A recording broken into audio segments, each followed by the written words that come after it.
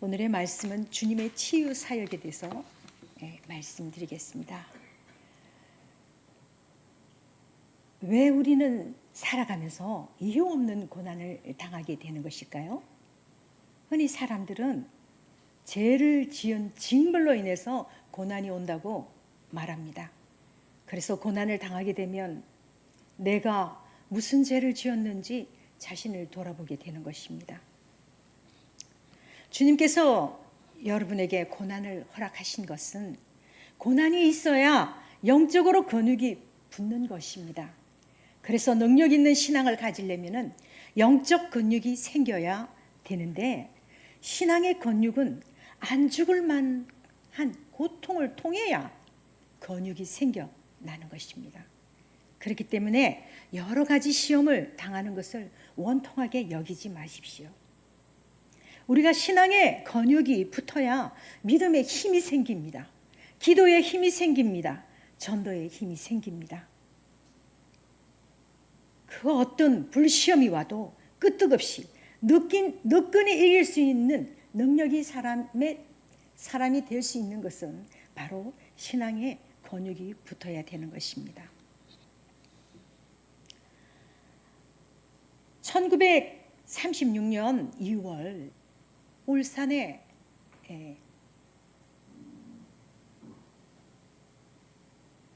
한 아이가 태어났습니다.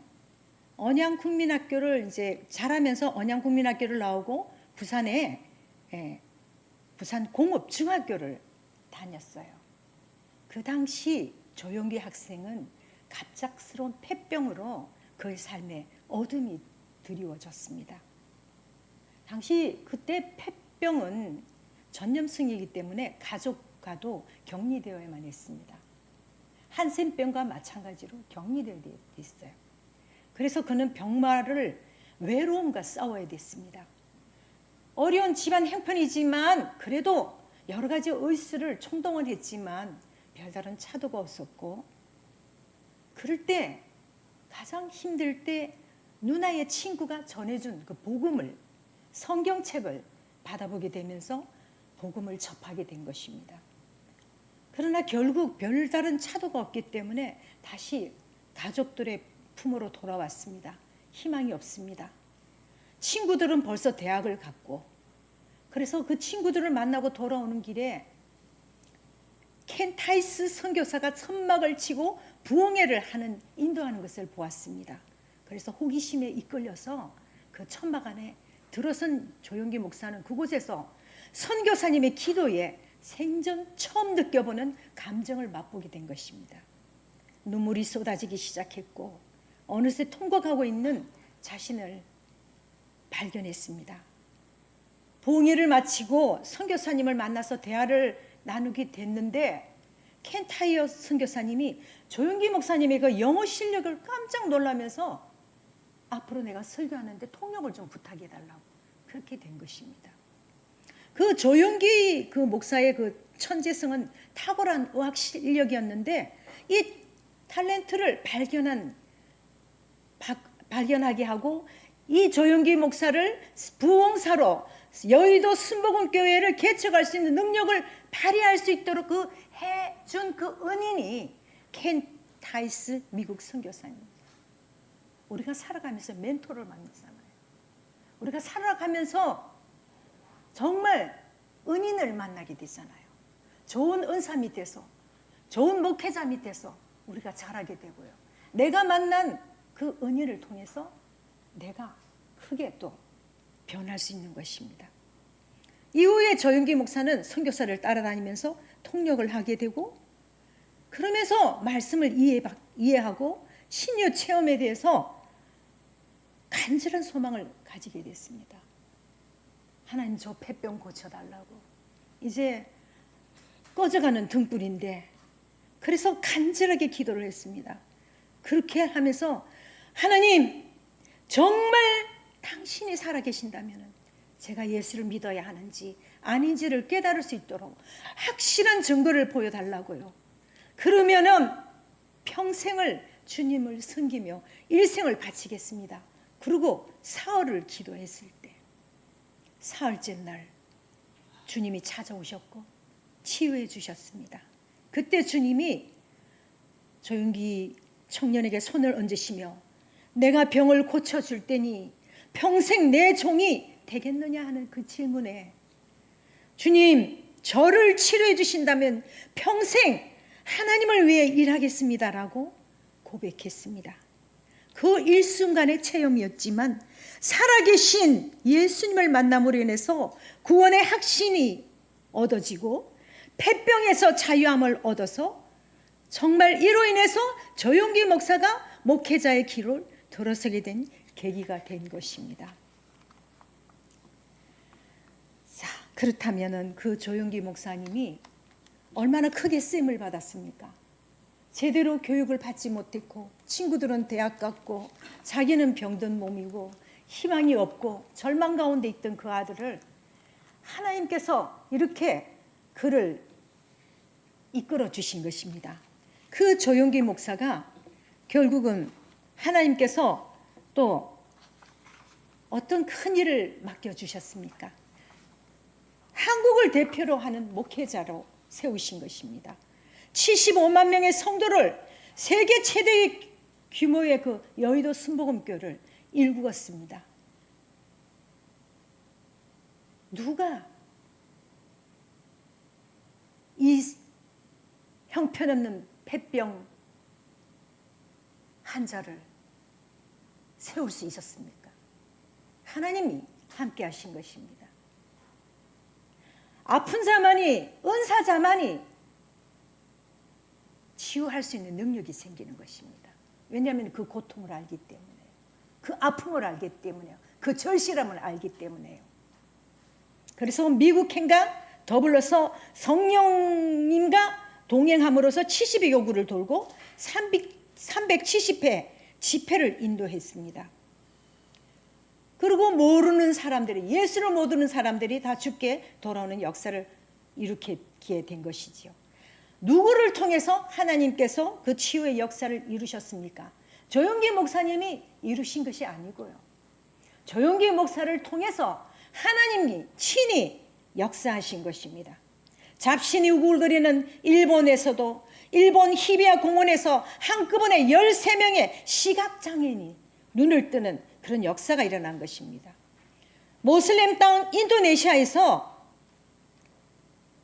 15만 명이 예수를 영접하는 일이 생긴 것입니다. 하나님은 이렇게 역사를 이루셨지만 정작 본인은 설교를 하려고 그러는데 은사를 신유 사역을 하려는데 본인이 몸이 아프신 거예요. 본인이 너무 힘든 거예요. 그래서 그때마다 하나님 앞에 죽기 살기로 엎드려서 기도하고 뒹굴면서 기도를 합니다. 그렇기 때문에 제지을 시간이 없었던 것입니다. 결사적으로 매달리고 기도하니까 능력이 나타나고 은혜가 쏟아지고 그 능력이 어디서 나는 것이냐? 매달리니까. 매달려야지 능력이 나타나고 은혜가 쏟아지는 것입니다. 병자를 위한 기도를 할 때 많은 병자들이 나았다고 손을 들 때 본인도 하나님께 말합니다. 하나님 저도요 고쳐주세요.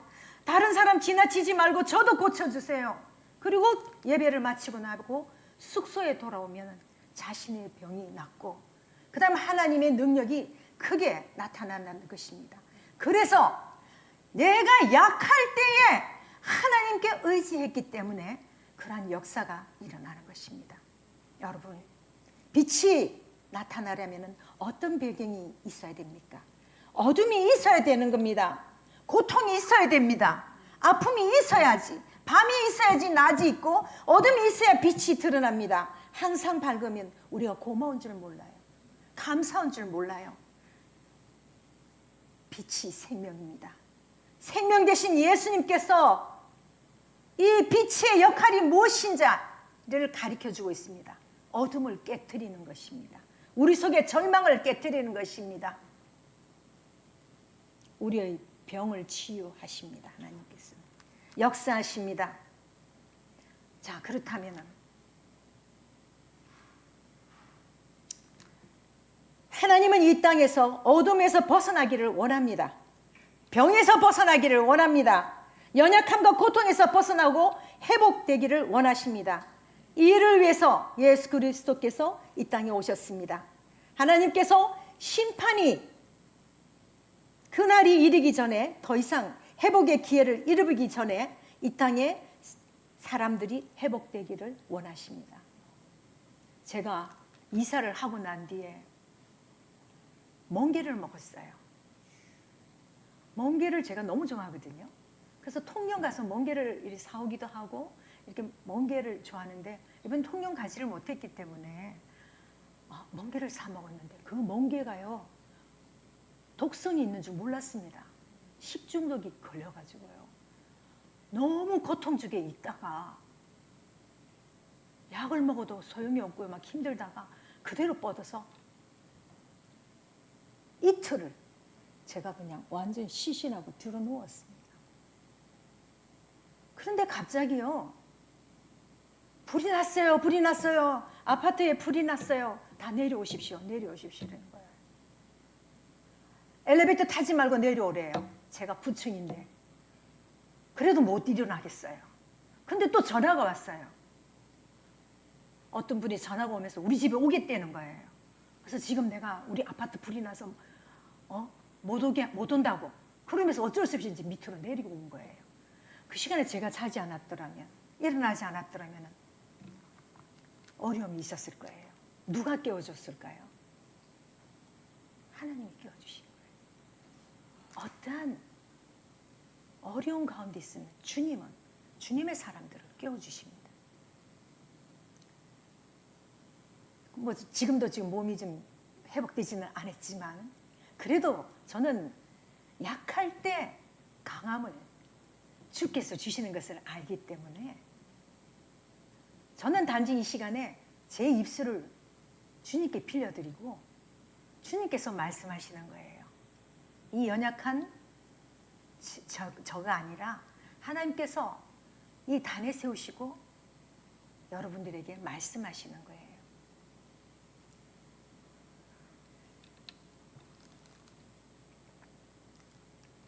그래서 하나님께서 연약한 자를 세우는 그 이유, 그래서 이 본문에서 예수님은 태어날 때부터 그 시각장애인으로 살고 있는 이 사람을 그냥 치우치지 않고 치유하셨다는 것입니다. 예수님은 말씀만으로도 이 시각장애인을 눈으로 뜨시게 하실 뿐이지만 땅에 침을 뱉어서 진흙을 이기셔서 시각장애인의 눈을 바르게 하시고 실로암에 가서 못에 가서 씻으라고 말씀하십니다. 예수님의 침에 어떠한 그 특별한 효능이 있는 게 아닙니다. 예수님은 이 시각장애인이 예수님의 말씀을 믿고 순종하기를 원하셨던 거예요. 이 시각장애인들은 예수님의 말씀하신 대로 이 실로암 못에 가서 눈을 씻었어요. 그러자 눈을 뜨게 되는 놀라운 이적을 경험하게 된 것입니다. 아마 예수님께서 예수님의 그 말씀을 순종하지 않았다면 그 사람은, 그리고 실로암 못에 가서 씻지 않았다면 그 사람은 그대로 시각장애로 남았을 것입니다. 사실상 시각장애인이 눈을 뜨게 되는 사건은 매우 놀라운 일입니다. 예수님은 하나님으로서 권능을 행하시는 분입니다. 예수님은 사람들의 연약함을 고치시는 분입니다. 예수님은 세상의 빛으로 이 세상의 어둠을 밝히시는 분이십니다. 이러한 예수 그리스도의 말씀에 따라 순종하며 행한다면 어둠에서 벗어나서 생명의 빛을 얻게 될 것입니다. 친히 오셨습니다. 우리의 문제를 직면하게 주시하는 것이 바로 하나님의 은혜입니다. 그 더러운 침을 뱉어서 이긴 그 진흙을 눈에 발라서 씻지 않으면 베길 수 없게 만드는 것이 하나님의 은혜라는 것입니다. 이것이 우리의 제 문제를 해결하기 위하신 주 예수께서 행하시는 수고이십니다. 왜 눈을 우리로 씻게 하는 겁니까? 그것은 우리의 죄를 잊어버리지 않도록 덜쳐내시고 죄를 직시하기 만들게 하시는 것입니다. 무지한 상태에 있지 않게, 교만 방자하지 않게 만드는 것이 하나님의 은혜입니다. 우리가 하나님의 말씀, 예수님의 말씀을 계속 읽고 듣고 묵상하는 것은 이 은혜를 받기 위함입니다. 하나님께서 예수님 믿는 자에게 성령을 선물로 주시고 그 이유는, 가장 큰 목적은 바로 우리의 죄를 깨닫게 하시는 것입니다. 깨달은 자에게 하나님께서는 또 순종을 기대하십니다. 우리는 예수님의 은혜로 죄를 깨닫고 죄인임을 인정하며 예수님을 주로 영접하는 은혜를 받았습니다. 그러므로 계속해서 예수님의 말씀, 빛의 말씀, 생명의 말씀을 듣는 일을 해야 됩니다. 그래서 우리 안에 있는 죄의 잔당을 발견하고 내쫓는 일을 해야 됩니다. 하나님께서는 이를 위해서 성령님을 선물로 주셨습니다. 우리는 성령님과 함께 은혜의 구원을 완성시키는 일에 참여해야 됩니다. 자, 여러분들 좀 점심을 드시고 정말 오늘 만찬을 또 이렇게 배설하시고 나니까 잠이 지금 딱 올 시간이죠, 그죠?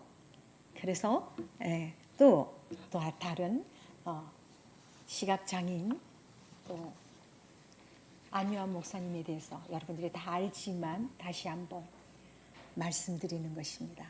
자, 조영기 목사님 그리고 안유한 목사님, 자, 목사님이신지 우리하고 무슨 상관이 있느냐? 아니라는 거죠. 왜 그분들을 하나님이 들어주시고 그러한 곤란 가운데, 그 구덩이 가운데 넣었다가 다시 단련시켜서 또 훌륭하게 쓰임받게 되는 그 이유를 우리 개개인에게도 다 일어난다는 겁니다. 왜 내가 지금 이 상황이 지금 어려운 상황이 있는가? 내가 왜 하필이면 이 고통 가운데 허덕이게 되느냐? 이 나라 이 백성들은 또 왜 이러느냐? 왜 우리가 희망이 없느냐? 예수를 믿는다 하면서 왜 이러느냐? 이런 것이 아니라는 거예요.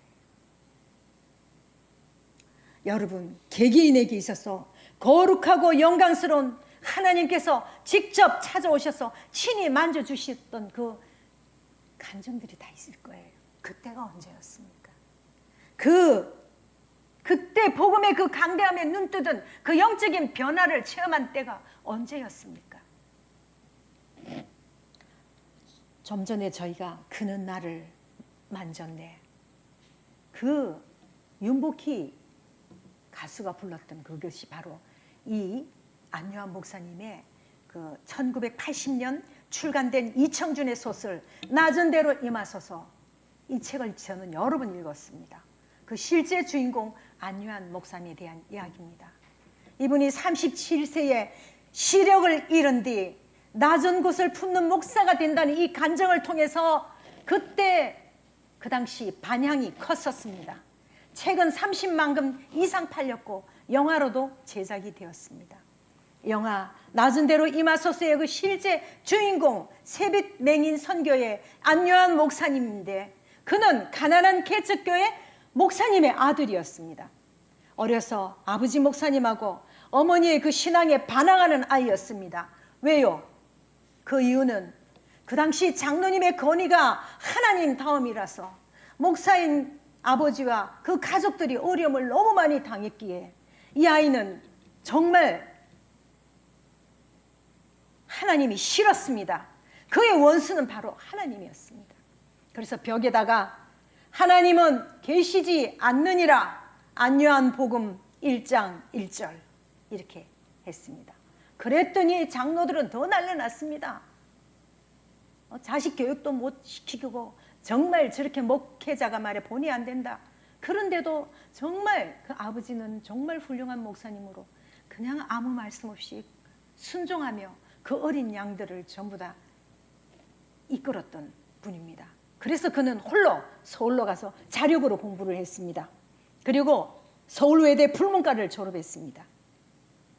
불문과를 졸업하자 아버지가 눈물 흘리며 간구했습니다. 얘야, 신학대학원을 가거라. 아버지 때문에 어쩔 수 없이 신학대학원을 갔는데 교수님한테 따졌습니다. 그러자 교수가 화가 났어요.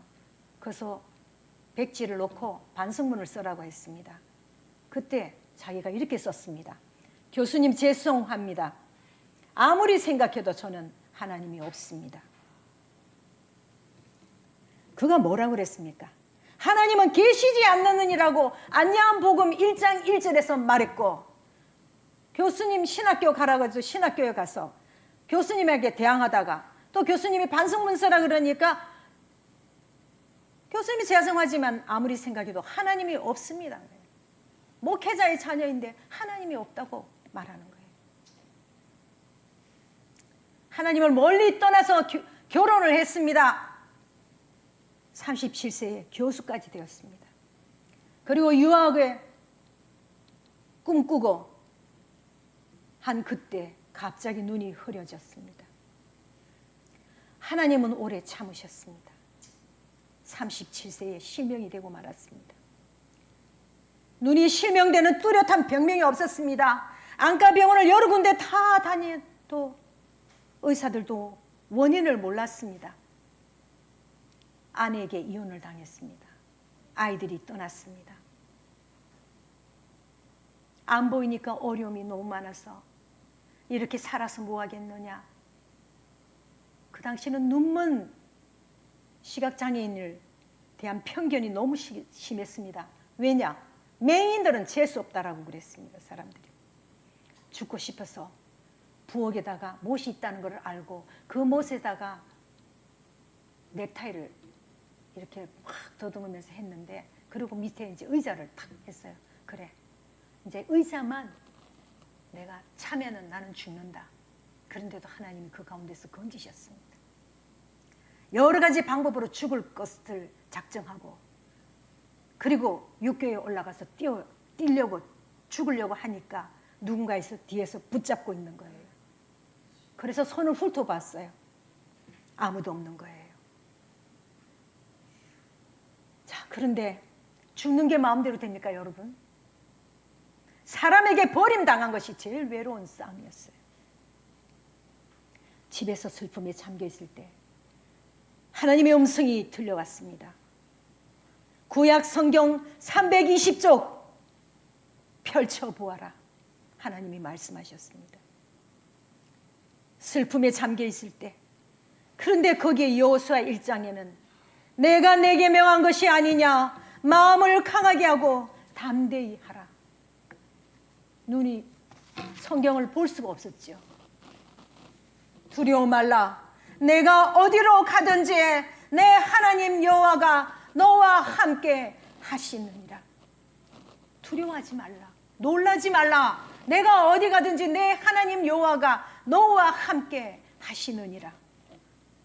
여호수아 1장 9절 말씀입니다. 하나님께서 그분에게 주신 마음이 강하고 담대하라는 그 말씀을 가지고 실명에서 집을 나와서 물 흐르듯이 흘러갔습니다. 어디를 가야 되지요? 그렇게 간 것이 서울역이었습니다. 집이 홍제동이었는데 서울역까지 가는데 5개월이 걸렸습니다. 그 5개월 동안에 홍제동에서 앞을 보지 못하고 서울역까지 가는데 그것이 바로 하나님의 인도였어요. 왜냐하면 하나님께서 안전하게 길을 인도하시기 위해서. 서울역 노숙 생활이 너무 힘들었습니다. 그럼에도 불만이 감사로 바뀌었습니다. 눈이 안 보이는데도 그 불만이 감사로 바뀌었습니다. 하나님하고 약속했습니다. 언제 어디서나 내가 만난 하나님만 증거하며 살겠습니다. 자, 여러분, 조영기 목사, 폐병 걸린 조영기 목사나 눈이 멀은 안요한 목사나 이들이 증거하며 살겠다는데 우리는 다 가지고 있지 않습니까? 다 주셨지 않습니까? 그럼에도 우리는 감사치 못한다면 얼마나 부끄러운 일입니까? 서울역에서 구두 닦기, 넝마주의 등을 도움을 받아서 화장실 가고 잠도 잘 수 있었습니다. 밑바닥 아이들을 그곳에서 만났습니다.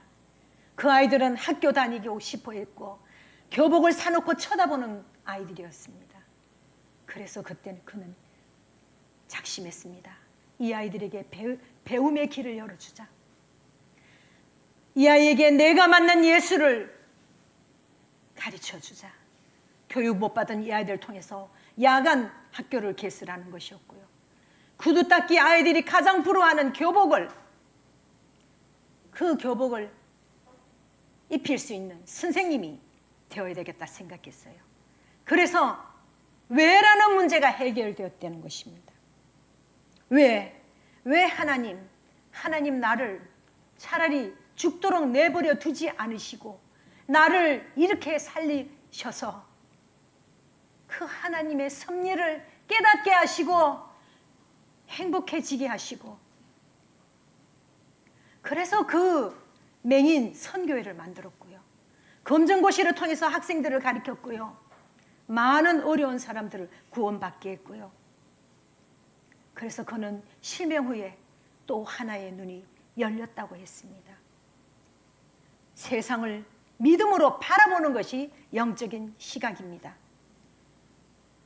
실상 이 모든 활동의 목적은 영혼 구원입니다. 주변에 많은 도움으로 가능했던 신학 공부를, 신학교를 박차고 대학원을 박차고 나왔는데 다시 신학 공부를 할 수 있었습니다. 그는 약하지만 그 속에 계신 하나님은 강하셨습니다. 제가 안요한 목사님을 2번을 배웠거든요. 제가 구두교에서 그때 우리 간정 집회를 할 때 오셨는데 얼마나 얼굴이 아름다우신지요. 인물이 너무 수려하시더라고요. 그리고 정말 눈을 뜨고 이러고 보시는데 맹인이라고 볼 수가 없어요. 시각장애인이 아니야. 그렇게 아름다운 사람이 없어요. 그러나 지금까지도 그분은 어떻게 해요? 지금까지도 일하고 계시는 거예요. 이런 역사를 볼 때 우리는 늘 감사해야 할 조건들이 너무 많다는 것입니다. 그렇지 않습니까, 여러분들? 제가 다시 한번 그는 나를 만졌네 한 번 더 불러볼게요. 네. 여러분들도 같이 한번 불러보도록 하겠습니다. 좀 띄워주실래요?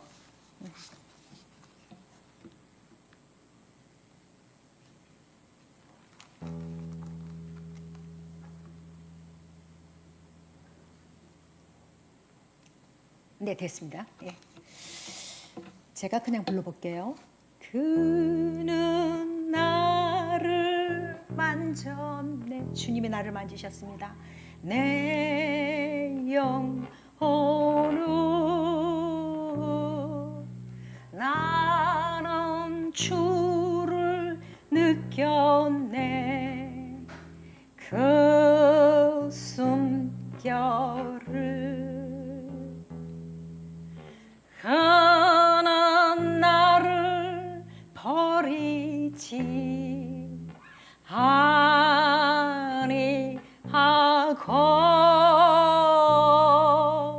나는 주를 떠나지 아니하리. 아멘.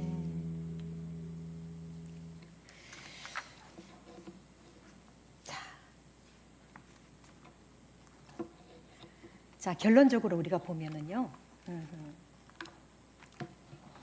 예수님께서 태어날 때부터 시각장애였던 그 사람을 고치신 이 사건은 단순한 기적의 이야기가 아닙니다. 요한복음에서 나타난 그 기적은 표적입니다. 이 표적은 하나님이 누구신지를 보여주시는 사건입니다. 이 사건을 통해서 예수님은 세상의 빛으로 오신 것을 드러내시고, 오늘 이 시간 이 말씀을 통해서 우리는 한 가지 질문을 던지게 됩니다. 나는 눈뜬 사람인가? 아니면 눈먼 사람인가? 여러분에게 물어보십시오. 자, 시작. 나는 눈뜬 사람인가? 아니면 눈먼 사람인가? 기도드리겠습니다. 주님, 우리 삶에도 기적이 필요합니다. 오늘 말씀에서 행하신 주님이 행하신 그 기적을 체험케 하여 주시옵소서. 하나님의 기적 외에는 우리가 소망이 없기에 우리 성도들에게 각자에게 그 처한 문제들 하나님 친히 찾아가셔서 그 문제들을 만지시고 해결해 주십시오. 주님, 우리를 모든 질병에서 건져주시고 꼬여있고 막힌 문제를 풀어주시고 비어있는 재정도 채워주시고 앞길이 열리게 하시고 믿고 구하는 것을 받게 하여 주시옵소서. 그리하여 새 힘을 얻고 주만 바라보며 충성다는 주의 용서와 일꾼이 되게 하여 주시옵소서. 이 나라 이 백성을 고쳐주시고 이전에 행하신 그 기적의 한국을 다시금 바라볼 수 있고 목도할 수 있게 하여 주시옵소서. 귀하신 예수님의 이름으로 기도드립니다. 아멘.